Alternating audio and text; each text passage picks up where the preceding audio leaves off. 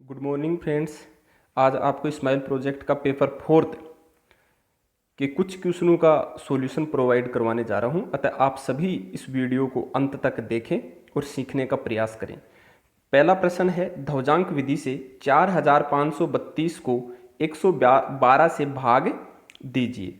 अब आपको ये पता होना चाहिए, सबसे पहले जब भी ध्वजांक विधि द्वारा भाग देंगे तो इसमें भाज्य और भाजक को अलग करेंगे। तो स्टूडेंट्स मैं आपको बता दूं, ऐसी संख्या जिसमें भाग दिया जाता है भाज्य कहलाती है। तो यहाँ पे क्या किया जा रहा है, जो ये 4532 है उसमें भाग दिया जा रहा है, तो ये 4532 है ये भाज्य हो जाएगा, और ऐसी संख्या जिसका भाग दिया जाता है वो भाज्य कहलाता है। तो यहाँ पे किसका भाग दिया जा रहा है, 112 का भाग दिया जा रहा है, इसलिए ये क्या हो गया, भाजक हो गया। अब आपको ध्वजांक विधि द्वारा प्रश्न करने के लिए भाजक को ध्यान देना है, भाजक का ध्यान रखना है। अब हम देखेंगे सबसे पहले भाजक का आधार, और किसी भी संख्या का आधार देखते हैं तो क्या देखते हैं कि संख्या 10, 100, 1000, 10,000 में किसके ज्यादा नजदीक है। तो दी गई संख्या 112 किसके ज्यादा नजदीक है, 100 के ज्यादा नजदीक है, इसलिए भाजक का आधार कितना हो जाएगा, 100 हो जाएगा। अब आपको ध्वजांक विधि द्वारा प्रश्न करने के लिए इस भाजक की सहायता से ध्वजांक और मुख्यांक ज्ञात करने होते हैं। तो जो ध्वजांक है वो एक अंक हो सकता है, ध्वजांक में 2 अंक हो सकते हैं, ये फिक्स नहीं है कि 1 अंक ही होगा, लेकिन ये डिपेंड करता है कि जो मुख्यांक है वो ऐसा बचना चाहिए जिसका आप आसानी से भाग दे सको।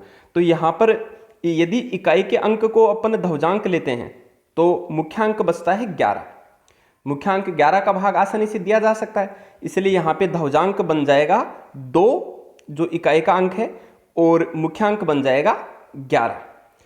अब क्या करेंगे, जो आपका कागज है उसको 3 भागों में बांट लेंगे, जैसे मैंने बांट रखा है प्रथम भाग, द्वितीय भाग, तृतीय भाग, इसी के अनुसार अपन क्या करेंगे, इस कागज के तल को बांट लेंगे। अब क्या करते हैं, प्रथम समूह में रखते हैं, ऊपर रखते हैं ध्वजांक और नीचे रखते हैं मुख्यांक। इसके बाद तीसरा समूह जो है उसकी पूर्ति करते हैं।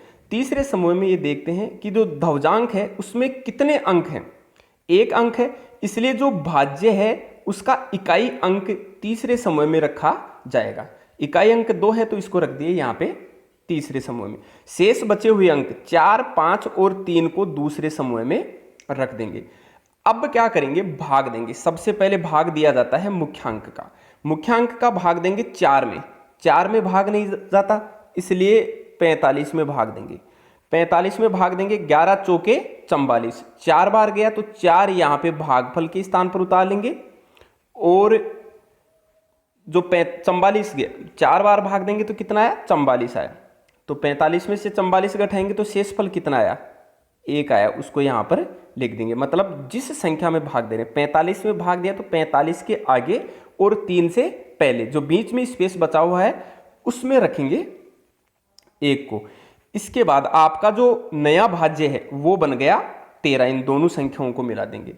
अब कभी भी पहली बार जो आपका भाज्य दिया गया उसमें भाग दिया जाता है, उसके बाद हमेशा संशोधित भाज्य में भाग देते हैं। संशोधित भाज्य ज्ञात करने का सूत्र है नया भाज्य कितना प्राप्त हुआ आपका 13 माइनस भागफल अंक, भागफल कितना आया था 4, 4 बार भाग दिया है तो 4 गुणा ध्वजांक कितना है 2, तो 2, तो 13 माइनस 4 गुणा 2, 4 दूनी 8, 13 में से 8 घटाया तो कितना आया संशोधित भाज्य 5।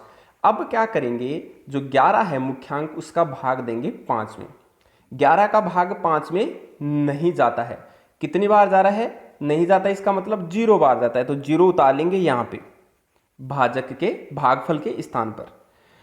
अब भागफल अंक आ गया 0, 0 बार भाग देंगे तो शेष कितना बचा, 5 बचा, तो 5 को उतार लेंगे जिस संख्या में यहाँ पे दिया था 13 में भाग, 13 तक भाग दे लिया तो 13 के आगे और जो लास्ट में संख्या बची हुई है, मतलब 5 कहाँ उतरेगा, तीसरे समूह में उतरेगा। तो अब आपके पास नया भाज्य कितना आ गया, 52 आ गया।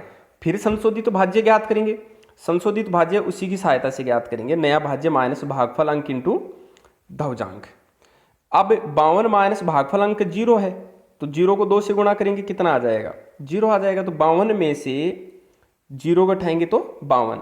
अब ये जो आपके पास 52 आ रहा है, यदि आप तीसरे समूह में पहुंच गए और तीसरे समूह में जो आपके पास संशोधित भाज्य आया है वो भाजक से कम है, भाजक 112 था और आपके पास जो संशोधित भाज्य आया वो कितना है 52। चूंकि ये भाजक से छोटा है इसलिए आपका जो है ये 52 शेषफल हो जाएगा और आगे भाग नहीं देंगे, और ये आपका 40 क्या हो जाएगा, ये भागफल हो जाएगा और ये 52 हो जाएगा शेषफल। इस तरह से ये पहला प्रश्न कंप्लीट। अब देखो आपको दूसरा प्रश्न हल करवाते हैं। दूसरे प्रश्न में देखते हैं क्या दिया हुआ है। दो क्रमागत विषम धनात्मक पूर्णांक ज्ञात कीजिए। आपको क्या ज्ञात करना है, दो क्रमागत, क्रमागत का मतलब है एक के बाद एक आने वाले धनात्मक पूर्णांक ज्ञात कीजिए जिनके वर्गों का योग कितना दे रखा है 290। तो सबसे पहले तो आपको ये मानना है कि धनात्मक पूर्णांक कौन कौन से हैं। इन जनरल अपन मान लेंगे, माना कि पहला है x, तो दूसरा धनात्मक विषम पूर्णांक की बात कर रहा है।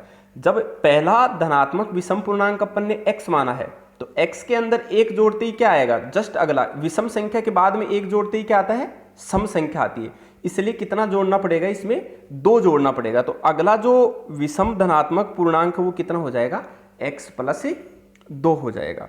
अब आपके पास दोनों विषम धनात्मक पूर्णांक आ गए। अब प्रश्नानुसार देखेंगे, दोनों के वर्गों का योग दे रखा है आपको 290 दे रखा है। अब वर्ग कर देंगे, स्क्वायर करके खोलेंगे, पक्षांतरण कर लेंगे तो आपके पास आ गया x square plus 2x minus 143। इसके क्या करेंगे, अब गुणनखंड करेंगे। गुणनखंड 2x के ऐसे टुकड़े करेंगे कि यदि उनको जोड़ें और घटाएं तो आपके पास आना चाहिए 2x और गुणा करें तो माइनस का 143 एक्स स्क्वायर। तो इसके दो टुकड़े हो जाएंगे 13 और 11। अब क्या करेंगे, x कॉमन ले लेंगे तो यहाँ बच गया x प्लस 13, फिर आगे माइनस का 11 कॉमन आएगा तो यहाँ बच गया x plus 13। x plus 13 common ले लेंगे तो क्या बचा, x माइनस 11। अब x माइनस 11 को 0 के बराबर रखेंगे तो x बराबर कितना आ गया 11, और x बराबर x प्लस 13 को 0 के बराबर रखेंगे तो x बराबर कितना आ गया, माइनस 13 आ गया।